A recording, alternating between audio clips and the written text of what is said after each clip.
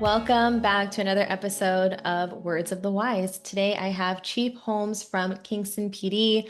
Really looking forward to having him on today's show. So, welcome, Chief Holmes. Thank you so much for being here. Thank you very much for having me. I greatly appreciate it. Of course. Give us a little bit of background. I don't think I asked you offline how long you've been in law enforcement or how you even got started in this profession. So, give me and our listeners some context. So I'm 53 years old, and when I was 20 years old, I started working in the small town of Avon, Mass, as a dispatcher. Um, so at some point in time, I became a part-time police officer, and I was a call firefighter, EMT. In 1997, I became a dispatcher full-time in the town of Stoughton, and in 1999, I went to the academy as a patrolman. So I've been around the job for basically all of my adult life. I became a full timer in 1999, and I've been the police chief in Kingston now since April of last year. So I've been chief here for about 16, 17 months. Wow. Do you think that starting as a dispatcher was beneficial and it gave you a different perspective into different roles within the organization? Absolutely. I mean, the reason I say absolutely is because it gave me a chance to grow up within an organization, and it gave me a chance to deal with people in bad situations with Mm. the telephone between us, and sending first responders out to these calls and stuff like that, having a better understanding of what they were going to from a safer side of the call. Yeah, I would imagine it also taught you communication skills because you started super young. Do you think that that was helpful for you to be able to effectively communicate with both the person who was calling, but also with the officers? Yeah, from many aspects. I mean, you have people that are calling in on the phone and they're at their worst, and Yeah. you have to be better. You have to be at your best even. But then learning how to communicate over the radio, remain calm in high stress situations, having face to face contact with the public, interacting with police and fire real time, learning what it's like to be on the job, whether it's police or fire. It's for that reason that I give when we give job interviews, I give a little more credit to people that have been involved in dispatch or corrections or state prison jobs, or dispatch, because they've had the opportunity to be exposed to people in bad situations and test their communication skills. Yeah, 100%. You had shared with me offline some of the things that you had experienced throughout your career and, how they impacted you. And we know that this career is really challenging. And one of the things that you had told me was kind of your first experience with peer support and something that had happened in your career that kind of led to that. Can you give us a little bit of background? Yes, so I was dispatching one night, and I sent Avon Fire Department mutual aid over to the town of Stoughton, and our guys in Avon were assigned, I believe, to a search and rescue crew, and it was a fatal fire involving a firefighter named Victor Melendi. I had since gone home after dispatching the call, but then I saw peer support come in, and I think it was around 1994. Um, And peer support was big in the fire service at that time, and I really didn't understand what was happening or what the role was until one of the firefighters explained it to me after, what you do and why you do it, and the impact of it. And a lot of people struggled in both of those departments for a while after the fatality involving a well-liked, well-respected firefighter. So 1994 was your first exposure to peer support, and you were like, what is going on?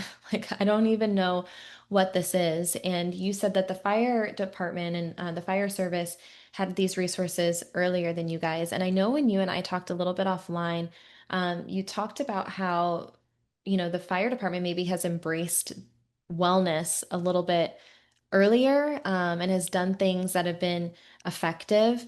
What is your experience with that, and how did that shape your perspective on the wellness resources that you're now prioritizing within your organization? Fire was definitely ahead of the game, at least in this region. The people who came out from peer support came from Boston Fire. They Mm. were part of a peer support group, at least for the guys that I was working with at the time. And after getting on the police department in '99 full time, we started to see the Mass State Police peer support unit come out, because there was a suicide in Stoughton Police Department in 2002. So peer support came out. Mass State Police will support local agencies if they ask for help. And the trooper in charge of the unit was a guy who also lived in Stoughton. His name was Ed Lee, and he was very candid about his experiences. He was in recovery, but he also had a lot of exposure to traumatic incidents and everything. So, at that point, it kind of clicked for me that we need to be doing just as well as the guys and ladies in the fire service when it comes to being self-aware, being there to advocate for one another, providing peer support, or being part of this peer support teams. So, I became a very strong advocate for it. And I believe strongly in it because it's helped me as an individual. I've used the resources to actually talk other people through crises Mm. by talking to peer support team members to say, hey, how should I help this individual? What should I say? And it's 100% confidential. So I'm not afraid to reach out to the members of the peer support team to ask for their guidance. The regional peer support team for Metro Elect Peer Support has two clinicians that are full-time police officers in both Braintree and Weymouth, but they're also they've of their own volition gone out and got certified and licensed as mental health clinicians. That's how dedicated they are Wow. to peer support. So coming into a smaller organization, I looked around and I just saw that although it was available, maybe it wasn't so much advertised or talked about or advocated for. And I did have the peer support team out here. I've had people that have come to me and I've talked to them and navigated through them through some small crises. But, you know, when you're in a leadership role, you have to care inherently about the people that work for your organization. And that includes everything. That includes getting them the resources, the personnel, the equipment they need, and having the peer support in place, understanding it, knowing what to say when someone comes to you in crisis, knowing what to talk to your command staff about, teach them how to talk to somebody who's in crisis. So the beginnings of my career fully caught up with me, and it's something that I strongly believe in now, even as I'm in probably the fourth quarter of my career. Wow. I really think that that statement that you said about like caring for your people, like you have to care for your people, like that really hit me because I could tell like how much you meant that. When you started in 1999 and you said that there was someone who shared their story and they were vulnerable and talking about their experiences and their recovery, was that unique at the time? Like, was it unique for someone to like kind of get up and share and be vulnerable? Yes, it actually put people outside of their comfort zone. To hear a trooper from Mass State Police with pretty strong reputation for being regimented and having a good out-facing image, uh, for that guy to actually talk about in a vulnerable sense that it's okay to not be perfect, it's okay to make mistakes, it's okay to get back up on your feet. I couldn't Mm, believe what I was hearing. yeah. And then, I started to look around, especially in the wake of, the suicide of Officer Tommy Brennan. And, I started kind of paying attention to it. And it became a growing thing more and more within the department then. But when I put stripes on and became a sergeant in 2013, it changed even more for me because I realized that, I have a greater responsibility to make sure that everybody's doing okay. Yeah. I'm curious how that one incident or that one experience of having someone, because I'm sure everyone who's listening to this can relate to like not wanting to share the messy parts of your life with other people and not wanting to be perceived as, I'm going to put this in quotes, weak. And vulnerability is hard for people to get in front of a group and like, share those things and have the ability to show that you're not perfect. Because I think like we all really do put on that like facade a lot of times that we got it all figured out and we have ourselves put together. How did that one moment change the way that you operate and ultimately how you lead today? Do you think that that gave you permission to also be that way? Like, did you see that as strength in a way that you wanted to lead? Yes, I mean it was a game changer in a small sense, and it was really a slow progression towards Sure. my ultimate awakening that that this you can't not care. You have to care to advocate for one another. But it's the place at the time. was in turmoil. The Stoughton Police Department, around the time of 2002 when the suicide happened, it was in turmoil. So it was a difficult environment to learn and grow up in. Sure. Uh, Along the way, there have been a lot of people that have shown what peer support should be, and not only have they shown and modeled the behavior, but they've shared those insights with me and members of my former command staff and members of my current command staff, to be able to, talk somebody through a crisis, to be able to be there and have some compassion and caring support. I mean, I'm not shy about the fact that, not only have I used the resources to help others, I used the resource to help myself at one point in time, dealing with some critical incident type stuff. Yeah. You had also told me, and I think that maybe you're alluding to this a little bit, but you told me offline that there is a peer support guy or girl who went to jail for like not sharing confidential information. Can you give us a little bit of that background? Because I think that, first of all, I've never heard that before in my life, but also like, what an incredible way to build trust. If someone's like, nope, not giving you the information, it's confidential, take me to jail. Yeah, so the trooper's name, if I am not foggy in the memory, was Trooper Gil Bernard, and he was a Mass State Trooper in the earlier days of the peer support unit. And there was some sort of an incident that occurred where he was compelled to divulge information that somebody had given him under the auspices of 100% confidence. Mm. He had the courage to say, I'm not doing that. I'm not going to testify. He ended up going to jail under contempt until I think somebody relented in the prosecution side of things. It could have been internal affairs. I don't remember. I just remember the name. I had met him a couple of times. Since then, the law has changed to provide 100% confidentiality for peer support when it's police peer support, providing peer support to a sworn member of their department. Yeah, that's incredible, honestly, that someone cared that much about the confidence that someone had in them to share that, to say, no, I'm not going to do it. And I think, especially in the early times, I would imagine that that was really instrumental in building out that peer support network and that program, because we know that anytime something's new, there's going to be a little bit of like, hesitancy of like, is this legit? Is it not? Can we trust it? Can we not? And so to be put in a position to build that trust, I'm sure he wasn't doing it to do that. He did it because he actually really genuinely cared that, someone confided in him and he said it was going to be confidential. But to have that go on display and to showcase for people like, no, like this is confidential and it's not something that people take lightly. Right. I mean, like we're all human beings, and we all have different personalities, different personality attributes, but we all have defense mechanisms. Sure. And some of your survival skills teach you to not be vulnerable, teach you to not expose yourself. And I think the more that you're exposed to an environment where you're supposed to be defensive, you're supposed to be that hard outer shell, the less inclined you are to want to be vulnerable. But I think the mindset is starting to shift uh, nationwide. But it's going to take a lot of work. It's going to take a lot of understanding from one end of the country to the other. I agree with you. What do you think still needs to shift? Because I've seen a lot of progress, but we still know that there's a stigma, and we still know that maybe there's a little resistance. Like, what do you think still needs to happen for there to be that complete trust and buy-in? A couple of things. I mean, we had the president's 21st century task force on community policing because some bad things that happened.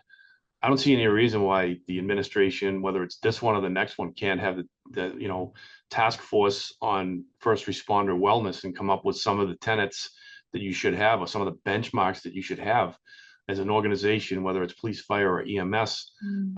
to show that you're meeting industry standards. And when I'm talking about that, I'm talking about just generally having a healthy environment. Do departments have a nutritionist? Are we paying attention to what we eat? Are you allowed to work out on shift? Is there peer support that's not just advertised and we check a box? Are we really engaging peer support with our personnel?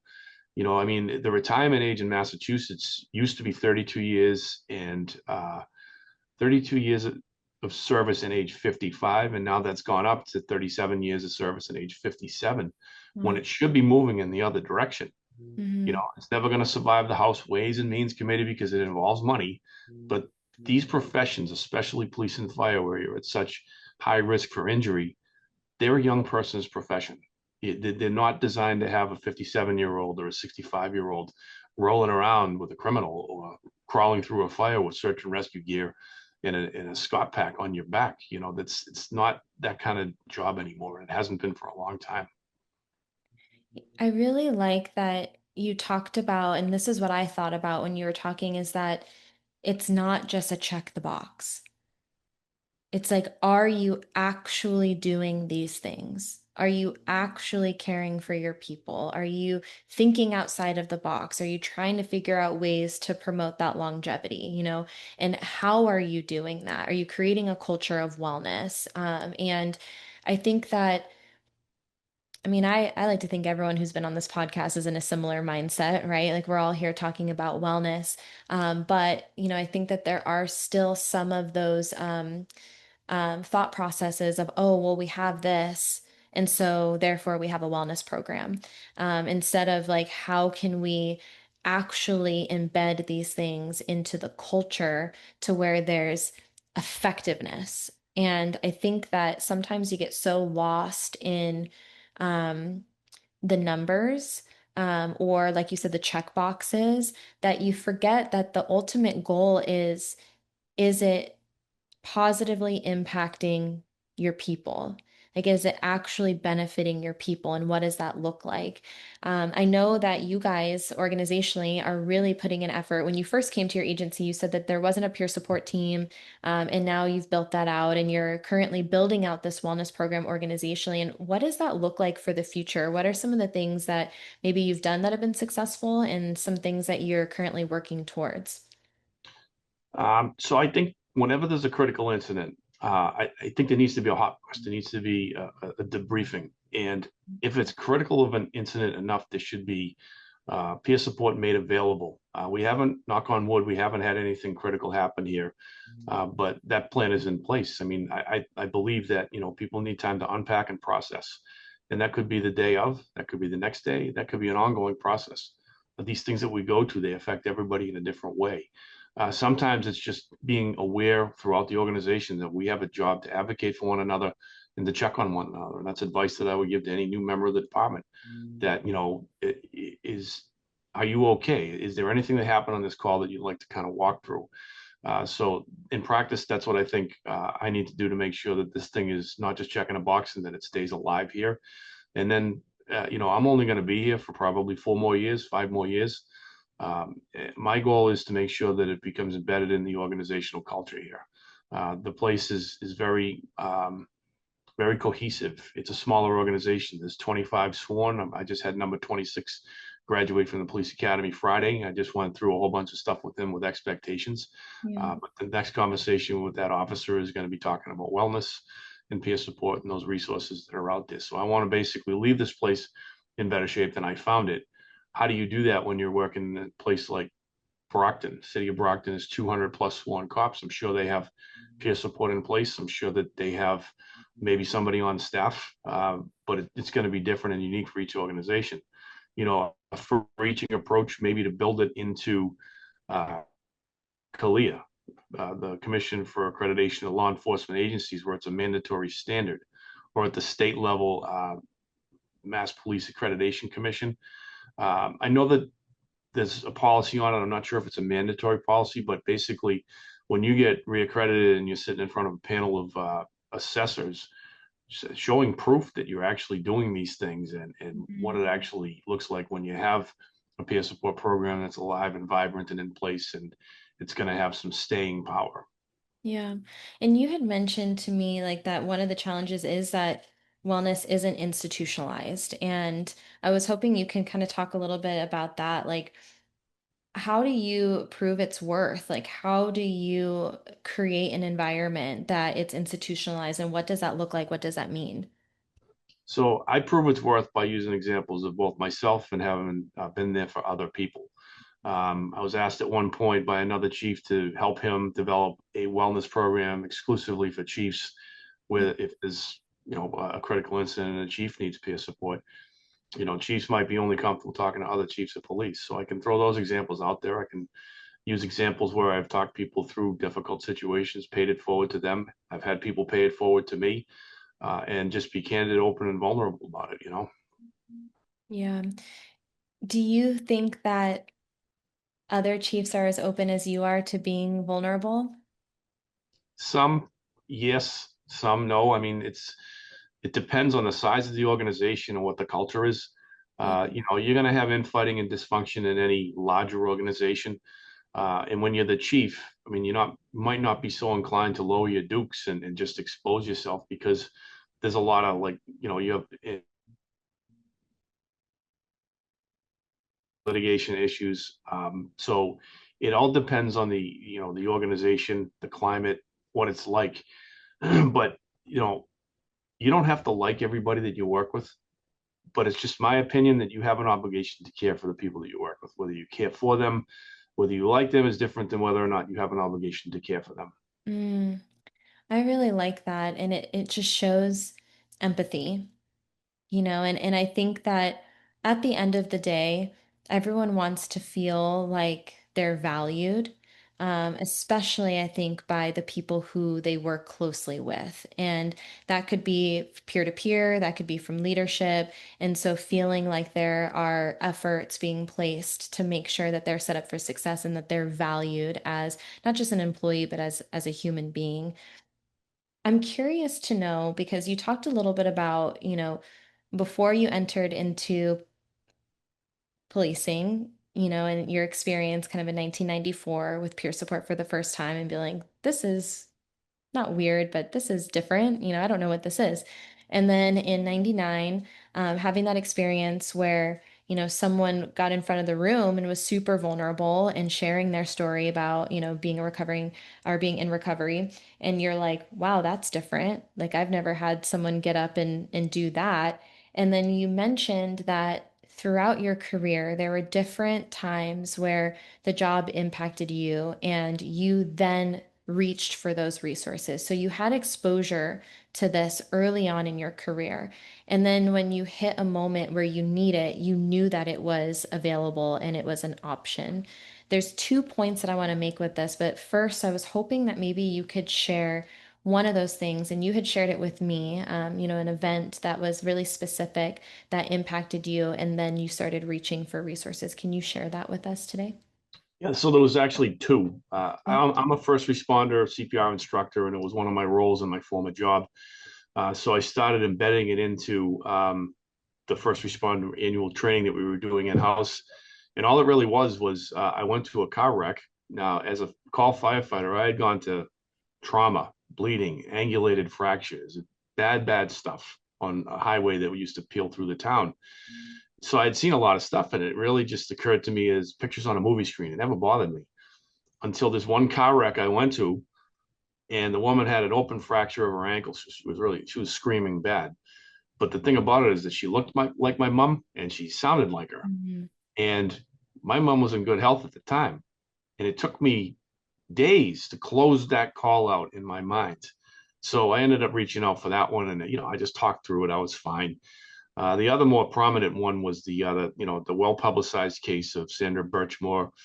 It was a suicide involving a young lady who was supposedly involved with one of the detectives in the Stoughton Police Department, and her death was ruled a suicide by the Mass State Police in the district attorney's office. But while I was going through the internal affairs side of that, it was a little bit different for me because it was a guy that I had worked with and I had liked and respected. And, by all accounts, except for this incident, he was a decent employee.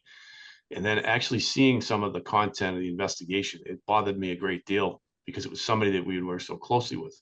So for probably about 3 months, I was having like chronic insomnia, and it bothered me so much that I ended up reaching out. And that was what actually got me through being able to kind of close that out in my mind. Mm, Depersonalized that I had a job to do objectively to investigate the case to its end.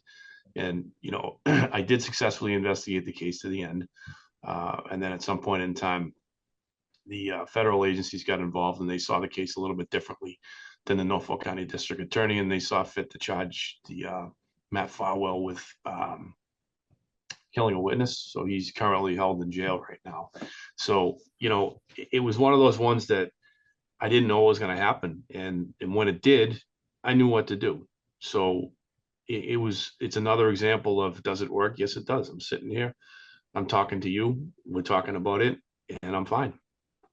Well, and that's the ROI, right? Like that's the return on investment. That's what you're looking for. But what you said earlier was exactly my point. It's like you might not need it today. You might not need it tomorrow, next month, a year from now. But exposure to resources matters, right? And having the awareness and the education around it to know that if and when you do need it, it's available.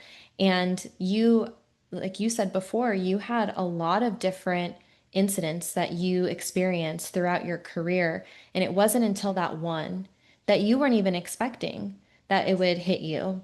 But it was that one where you're like, wow, like that hit home for me because that reminded me of my mom, that then you're like, okay, now I feel like I need something. And then it was there. And I think that's the importance of everything that we're talking about is how can you actually be proactive in having the resources? And there's tons of different resources, peer support is one, and there's lots of other things. I know that you guys are getting a clinician here soon, right? And so there's lots of different things that you can do. But the point being that just because someone says, I don't need it, now doesn't mean that they're not going to need it later. And it's important that when they do need it, they have it. Right. I mean, and in one sense, it's repetitions on task. And that sounds kind of cold, but you know what it is if we get peer support in here once a year, you build your network, you build familiarity with the people that are on the team. You know how to get them when you need them. You're not going to be worried about calling them under the auspices of 100% confidentiality. When I introduced the clinician to the people in the department that came to an information sharing meeting, I'm a chief. They don't want to be in the room with their chief while they're talking to these folks. So I introduced them, said nice things about them because they are really good people, left the pizza on the table, and I went home. And I heard great feedback from some of the members of the department that went. Yeah. Out of curiosity, and I think you mentioned this earlier, and, I apologize if I kind of didn't clock it, but do you share with your department some of the things that you've gone through, or do you share with them that you've used peer support in the past and that it's helped you? I have, yeah. I mean, I Yeah. don't share all the experiences and the Sure. stories. I'm here. People don't need to hear about all the old stuff in the old department, but and sometimes when the opportunity's there, I will. When I came here, people were looking at me as an outsider and an unknown. And I think I've been here long enough now so that they know that it's okay. I'm a police officer. I did plenty of police work back in the day, and as a police chief, I expect the people in this department to do police work. Yeah. So that big unknown factor has kind of been vetted out right now, and people know that I'm going to support them when they do the job and do it the right way for the right reasons at the right time. Yeah. At the same time, I may check on you or ask one of the bosses here to check on somebody that went to a call that might have been a little bit not so good, and that it's not disingenuous. And it's because I inherently care about everybody in this building. As a matter of fact, the night that I signed my contract, but before I began, I think I met with had to have been 20 of them. I was definitely outnumbered. And that was one of the first things I led with is I says, hey, I have an obligation to care about every person in this room. And, I don't think they were expecting me to say something like that as their new chief. Yeah. Well, I also think that like people look up to you. They look up to not just you, but all leadership and anyone who's listening. Like I've had these conversations where everyone is, they're kind of looking at you guys on like how to be, and if you are sharing and saying, hey, like one, I genuinely care about you. Here are the things that I'm going to do to prove that. I'm going to make sure that we have the resources in place so that you guys are taken care of in every way that I can. But also, I have been through these things, I have done these things. And I think when people hear that from leadership, it becomes so less taboo. And I think that's where a lot of the I wouldn't say all of it, but I think that a lot of the stigma will start to go away. The more people can share their stuff. And I'm not saying like trauma dump and like every time you're walking through the hallway be like I went through this, but I think that the more we can share and say, yeah, like I did that and it helped me and now I'm here today and I'm thriving. I was able to, what was the word that you said? Close the case, close Yeah, the book. closing out the Close call the in your mind. call. Yeah, and I think that to see people thriving, I think that that's really important. I'm a firm believer in post-traumatic growth, and being able to learn from the things, to process the things, but learn and grow and succeed or thrive because of or in spite of those things. And I think that's the message, and I said before, like that's the return on investment, like in quotes, but that's what it is. That's the ultimate thing. It's like, how can we keep people here longer? How can we make sure they're not just surviving, that they're thriving and that they're able to grow and move forward? I think moving forward, in a healthy way is the key. And so by us being able to have these conversations and share those things, then other people who are looking at you, like they don't see you as weak or, uncapable, like quite the opposite, and if they're like, oh, well, he did that and I respect him and he's great at what he does and he's been doing this for a really long time and he's seen a lot of stuff and he's been able to, thrive in spite of those things, then I can do that too. And I think that's where we'll start to see the normalization of wellness. I agree. I mean, you said a lot there, I'm but sorry. that's all right. We're just having a conversation, but you made me think of a few things. And one of them is that if you're standing in the same spot and you're in your comfort zone, you're never going to evolve, you're never going to grow, you're never going to change. Mhm. And that's something that comes along and knocks you off your equilibrium and creates disequilibrium and creates disambiguation. Like you're going to sit there and try to figure out how do I evolve through this and go through this so that I can get through this. Mhm. And it could be that one call. I mean, it could be that one interaction with a toxic boss. I mean, that person that just doesn't have the empathy and everything is all about, being autocratic, being egotistic. I worked for a lot of bosses back in the day that taught me exactly the boss I don't want to be. Mhm. Like I said, way back in the day, it was a tough environment to grow up in and learn in. But those are the things that teach you how to be a stronger person, get out of your comfort zone, and evolve into something stronger and more experienced. So I don't have a problem sharing insights with people if I know that it can help them. It's not Yeah. about me sharing a story to feel better about myself. I've already had enough of that. It's about making people stronger. It's about making people ready for the future, and not being ashamed of saying I'm not doing all right because it's okay to not be all right. Heard that one said. Mhm. Former member of my member of my former department actually wrote a letter about that because after he lost a family member, he was not doing okay, and he wrote a letter basically explaining himself to the whole department. And the final message was that it's okay to not be okay. And he had more people reaching out to him and having feedback and all that kind of thing just to kind of promote that. So, the more we talk about it, the more we become self aware. The more we become self aware of not just ourselves, but others, the more we'll recognize the signs that it's time to put your hand on the shoulder of that person and just say, hey, all kidding aside, maybe you're not used to hearing me ask you this, but I'm asking you because I care. And that is, are you okay from this call? Yeah. Do we want to talk through it? You want to unpack some of it? Because way back in the day, I watched a movie called The Untouchables with Sean Connery and Kevin Costner. And Sean Connery's line as the seasoned street cop was, "Be sure at the end of the day you fulfill the first rule of law enforcement. Be sure at the end of the day you go home alive." Well, that's not from getting shot anymore. That's not from rolling around with a suspect. That's for every aspect of this job. Be sure sure that you fulfill the first rule of law enforcement by not just going home alive, but by staying alive. Police suicide, first responder suicide, that's all stuff we have to pay attention to now. Yeah.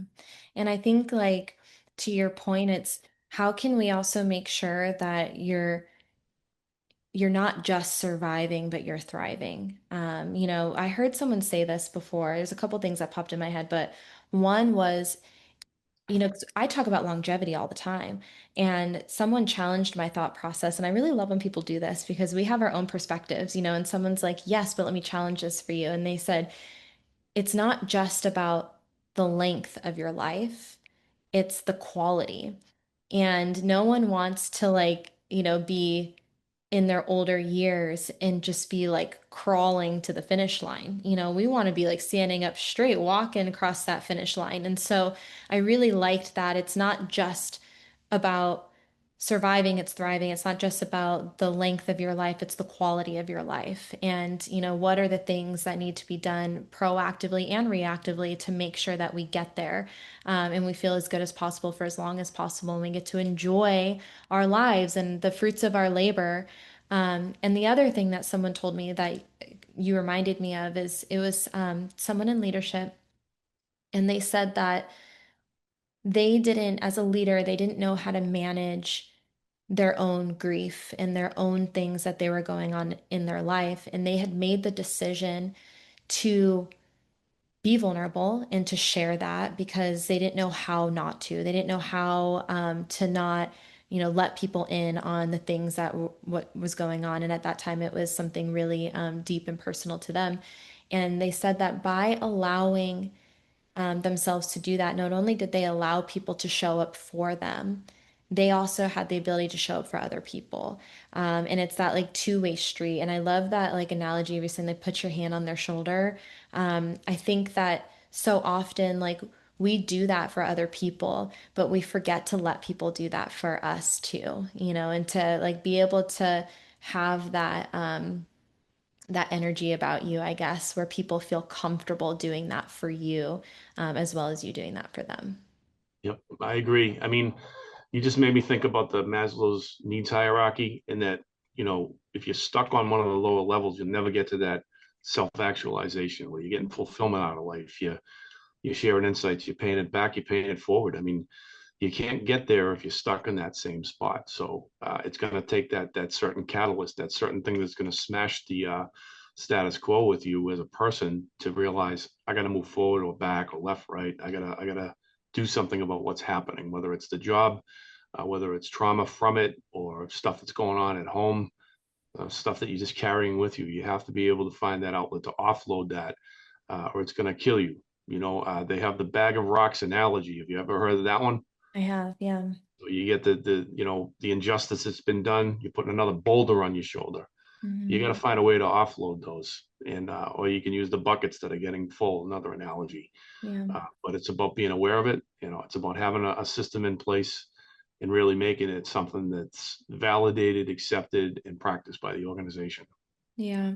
I have a saying, and it sounds dark and it's not meant to be.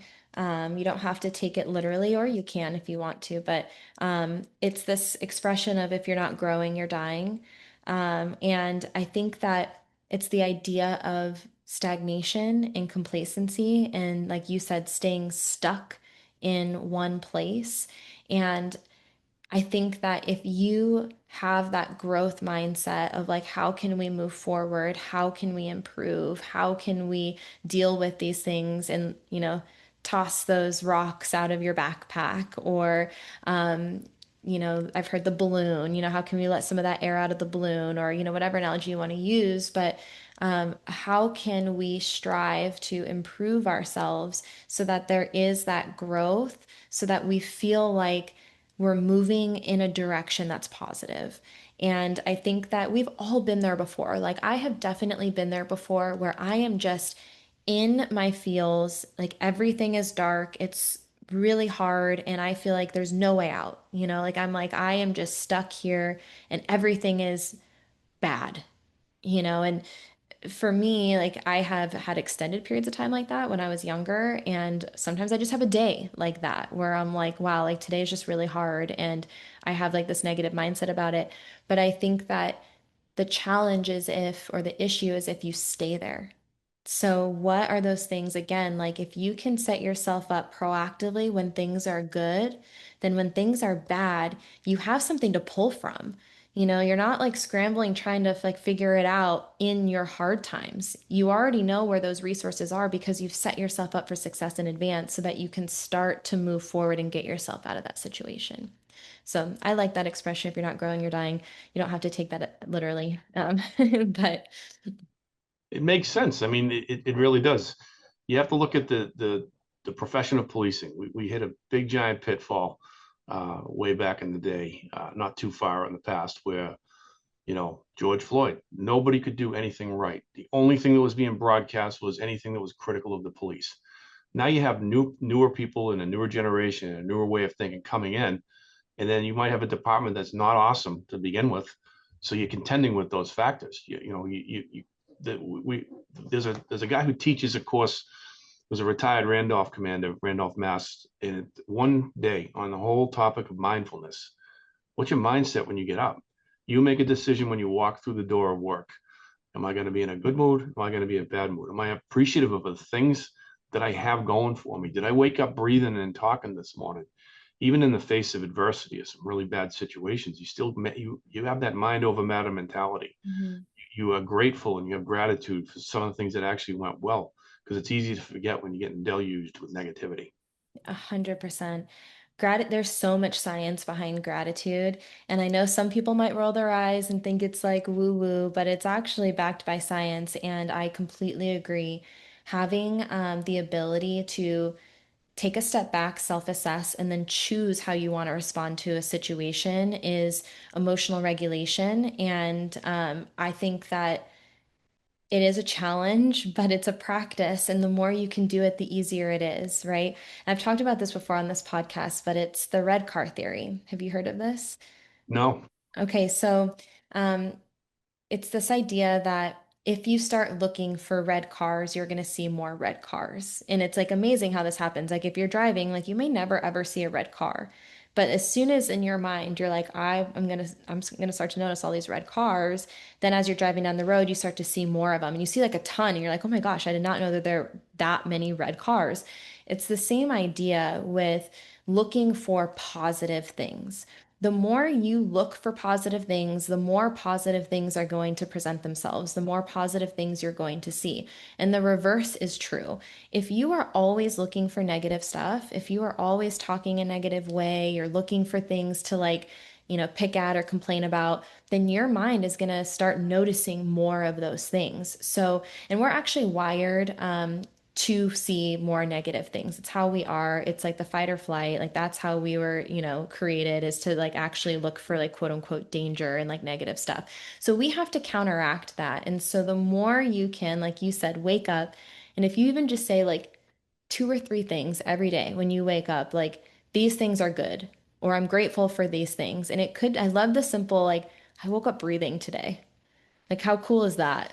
Like, A plus, like Yep. then you have something to build off of, and then eventually you'll start to see more of those positive things. So I am 100% on board with that thought. Yep. My final question for you is for the younger generation. What words of wisdom would you share with someone who's earlier in their career? Maybe something that you wish you would have known earlier or something that's helped you along the way. Right off the rip, you need to find a positive role model that's got experience. Mm, Be smart enough to recognize what narcissism is. Narcissistic people will either be the victim or the hero, and there is no in between. Those are not good role models to have. So find a good role model, find good mentorship early on in your career. When you get on the job, guys and ladies, women are starting to populate policing a lot more than they have in the past. You have to recognize that you're all in this together. Your goal is to finish the job, to finish the shift, to go home at the end of the night. But I strongly advocate for you folks coming on the job young to keep an eye on one another in a sense that you're advocating and making sure that you're okay with the calls that you've been to.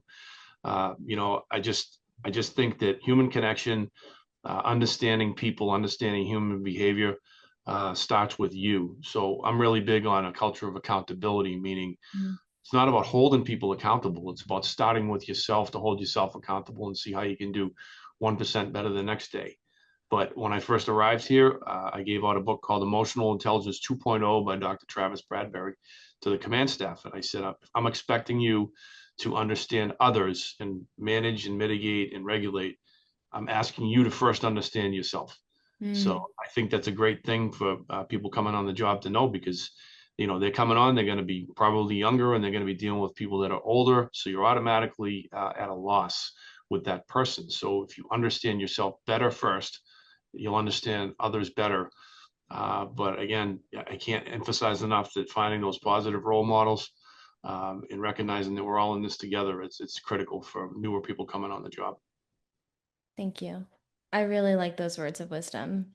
I don't think I've ever had anyone say those words before about self-accountability, and I really like that. So thank you so much for being here. I appreciate your time and spending the last, 30, 40 minutes with me talking about wellness. And that's all I have for you, but I'll kind of give you the floor if I missed anything or if you have any final thoughts.